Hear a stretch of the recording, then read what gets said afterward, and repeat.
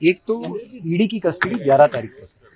हमने केवल यही कहा कि देखिए ये सारा जो मामला है फ्रॉड सर्कुलर के बेसिस जो कंप्लेंट फाइल हुए कैनरा बैंक से, जो एफआईआर दर्ज हुआ और जिसके बेसिस पे ईसीआर भी हुआ, जो ईडी इन्वेस्टिगेशन, जो सारा जो है वो कैनरा बैंक के कंप्लेंट में जो है वो बेसिकली रिलेटेड टू क्या चीज, फ्रॉड सर्कुलर। वो सर्कुलर के लिए हमने बॉम्बे हाईकोर्ट से एक ऑर्डर लिया जो बेसिकली ये है कि everybody must be given opportunity on the basis of what supreme court has said, that's all.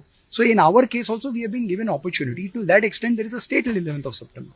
Therefore on that basis we say that look, if that is the basis of the allegation, everything must come to an end.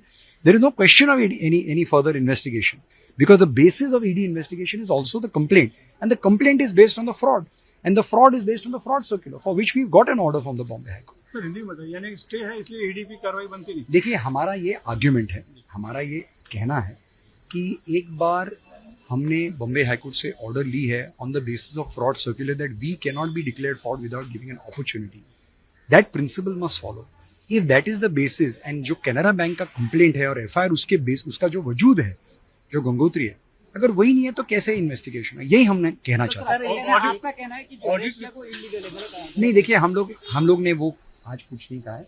हमने यही कहा कि ये basically ये नहीं हो सकता, ये इन्वेस्टिगेशन नहीं हो सकता, क्योंकि अगर फ्रॉड सर्कुलर जो है उसके हमको फ्रॉड सर्कुलर पे स्टे नहीं, हमारे केस में या बाकी सब केसेस में जो सुप्रीम कोर्ट ने कहा गया कि अपॉर्चुनिटी देनी चाहिए, उसके आधार पे हमको एक स्टे मिला, लिमिटेड स्टे मिला।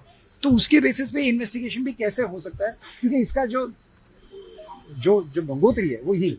सर ईडी की हिरासत जो है 10 तारीख तक दी गई है, कौन से ग्राउंड? देखिए हमने ऑर्डर अभी तक पढ़ी नहीं है, सारा आर्ग्यूमेंट में ग्राउंड क्या रखा है? 11 फूड और बेड की भी आप लोगों ने मांग की। देखिए वो अभी फूड की जो एप्लीकेशन है वो सारे जो है वो प्रोसीजर अनुसार ही होंगे।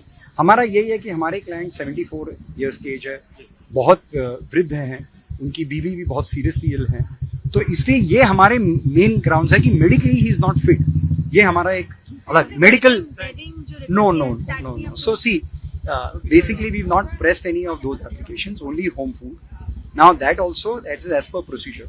We are only saying our client is very very old and he's not in a good medical condition. That's ED के ग्राउंड्स बता दीजिए, कौन से ग्राउंड? देखिए ईडी के ग्राउंड्स जो थे वो उनके रिमांड में थे, बेसिकली यही कि ये फ्रॉड है एक्सेट्रा एक्सेट्रा। लेकिन वो जो हमने आंसर यही दिया है कि देखिए आपका जो कंप्लेंट है, जो मई में कंप्लेंट हुई है, जो जुलाई में लास्ट ईयर जो कंप्लेंट हुई है, कैनरा बैंक की जो कंप्लेंट है, उसका वजूद है फ्रॉड सर्कुलर। और अगर उस पे ऊपर हमारे के पास ऑर्डर है कि you must follow the principle of natural justice, we must be protected.